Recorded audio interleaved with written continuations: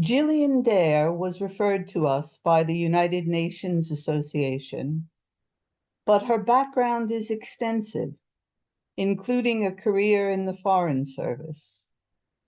Her continued service includes with the London Churches Refugee Fund and Network. She is chair of the charity Beyond Conflict, which facilitates programs to counter trauma and mental health of people who are victims or survivors of conflicts.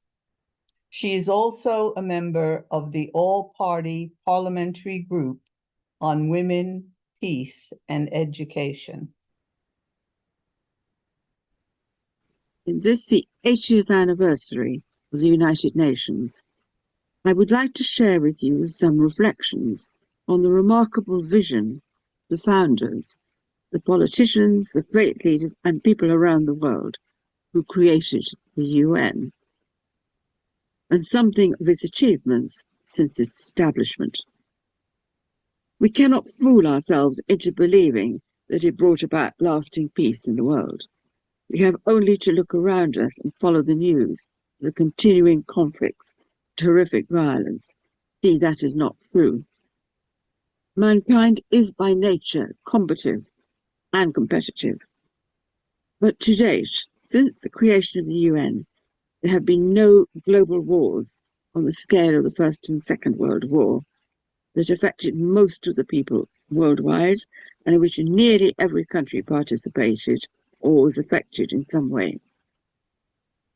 The UN was founded as a direct response to those two wars, which resulted in catastrophic losses of both military and civilian people, to 23 million in the First World War and 80 million in the Second World War.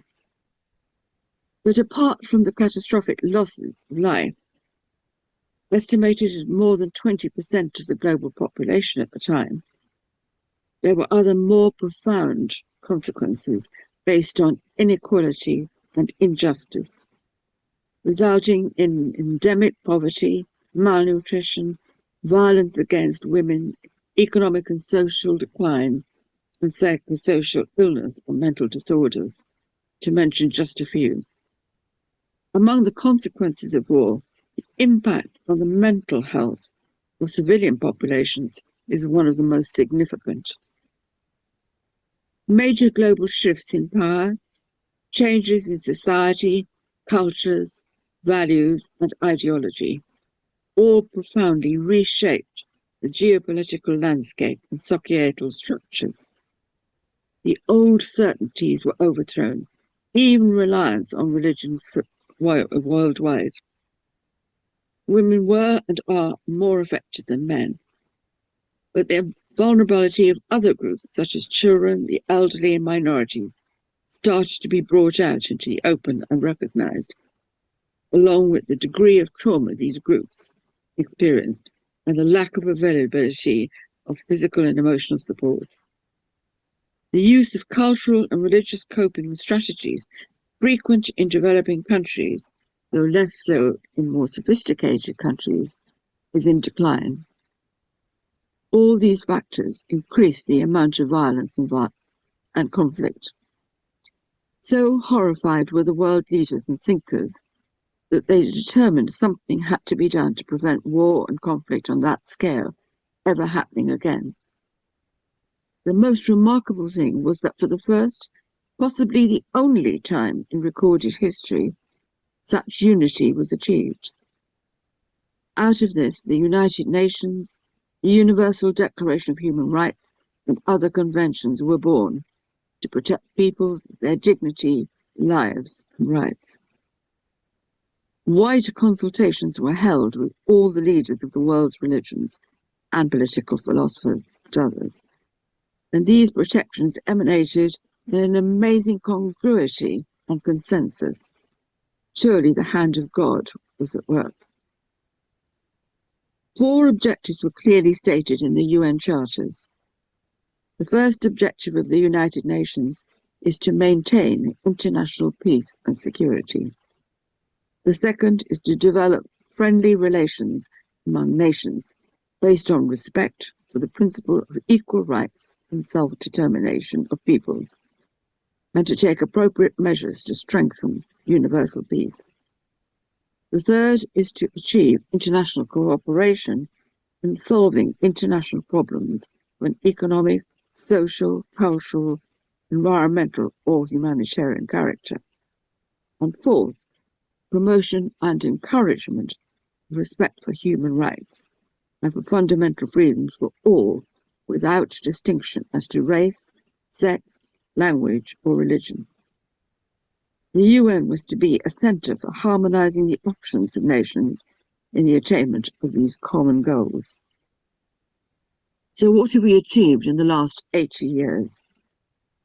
We believe that there can be no lasting peace without justice, ethnic, economic, political, and social equality. It is vital that we listen to the voices of all God's children, the vulnerable, the minorities, children, women, people with disabilities, when addressing the causes and consequences of war, how we can prevent it. When most people think of the UN, they think mainly of the Security Council and sometimes the General Assembly. But these are least important in delivering the vision and aims of the UN. It is in the establishment and work of as many agencies that the real work is done to try and achieve the sustainable development goals which would, when achieved, underpin peace. The World Food Programme and Food and Agricultural Organization works to address hunger and famine. UNICEF works to restore hope to children and grant them a future, including through education.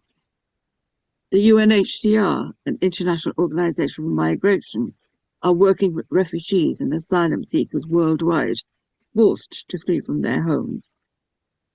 The UNDP and the Office for the Coordination of Humanitarian Affairs and the World Health Organization are all delivering emergency help in the face of natural disasters and development so that people can continue to live at peace and survive where they have always done, to have access to health services. The UN's environmental agencies are working to protect all of God's creation from the exploitation and depredations of mankind, so that all God's creatures can survive and live at peace and in harmony with the natural world. In areas such as climate change, the UN plays a constructive role as a mediator to prevent conflicts arising between the developed and the developing countries. But the existence and compliance within the framework of national and international laws is critical. The International Court of Justice and the International Criminal Court work to hold states and individuals to account who break the rules and impose their will on weaker or more vulnerable people and create wars and injustice for their own purposes and benefits. The list of achievements goes on despite the interventions of powerful and autocratic individual states and rulers. But sadly, that consensus achieved in 1945 is beginning to break down, as the powerful once again seek to gain the ascendancy. The UN, flawed as it is, has provided the only mechanism to prevent wars, resolve conflicts, and enhance equality for all people. It is worth reminding ourselves that through its peacekeeping and peace building in different parts of the world, the UN has played a pivotal role and is credited with brokering more than 170 key peace settlements, although it has proved better at preventing nation-to-nation conflicts than civil wars. The United Nations has not ended world conflict, nor is it ever likely to do so. It has, however, gained the status of global moral arbiter in an essentially anarchic international society due to poor global governance. This is pivotal because the UN provides, to some extent, an equal platform for small and large countries to share their views regarding international relationships, issues, their fears and challenges, and to contribute to the debate and policies to address these. This is one of the major achievements of the UN. As Christians and peoples of all faiths, we must continue to support this work through prayer and our actions, so that peace can prevail. It is estimated that 85% of the world still hold a faith. We are still the majority in this world, confused and broken as it is, and therefore have that power. And the beliefs and determination brought about the United Nations and other related organizations to prevent wars and secure peace and justice urgently need to be reinforced. The deeply embedded underpinning of our world order in faith should not be lost sight of. Amid war, hope is found in the love of Jesus Christ, which inspires ecumenical and interfaith dialogue, pathways towards peace. The 6th World Conference on Faith and Order, Where Now for Visible Unity, will take place soon, later in September. It will focus on confessing the one faith in increasingly secular and plural societies.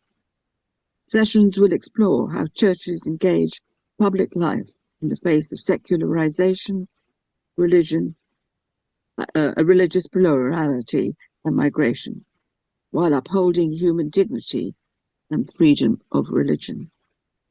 Witnessing to Christ together in a broken world, which will consider common witness and armed conflict, forced migration from the climate crisis and threats to human dignity. The UN and members of the World Conference on Faith and Order are moving together again after a long period of separation and isolation. Let's embrace this. I would like to finish with the words of Pope Leo last week. And I quote, "The world is currently marked by conflicts and divisions, which makes it all the more important that we are united by a strong and courageous no to war and a yes to peace and fraternity. As Pope Francis taught us, war is not the right way to resolve a conflict. The willingness to face conflicts head-on, to resolve them, and to make it a link in the chain of a new process is the wisest path, the path of the strong. This wisdom, which unites cultures and religions, and is that silent force enables us to recognize each other and brothers and sisters despite all our differences." Pope goes on to say, "Today more than ever, we must make this question our own as a principle of reconciliation. Brother, sister, where are you? Where are you in the business of wars that shatter the lives of young people, forced to take up arms, target the defenseless civilians, children, women and elderly people, devastate cities, the countryside and entire ecosystems, leaving only rubble and pain in their wake? Brother, sister, where are you among the migrants who are despised, imprisoned and rejected, amongst those who seek salvation and hope to find walls and find only walls and indifference? Where are you, brother and sister, when the poor are blamed for their poverty, forgotten and discarded in a world that values profit more than people? Brother, sister, where are you in a hyper-connected life where loneliness corrodes social bonds and makes us strangers even to ourselves? The answer cannot be silent. We are the answer, our presence, our commitment, and our courage. The answer is choosing a different direction of life, growth, and development. Are we ready to rise to Pope Leo's challenge? Thank you.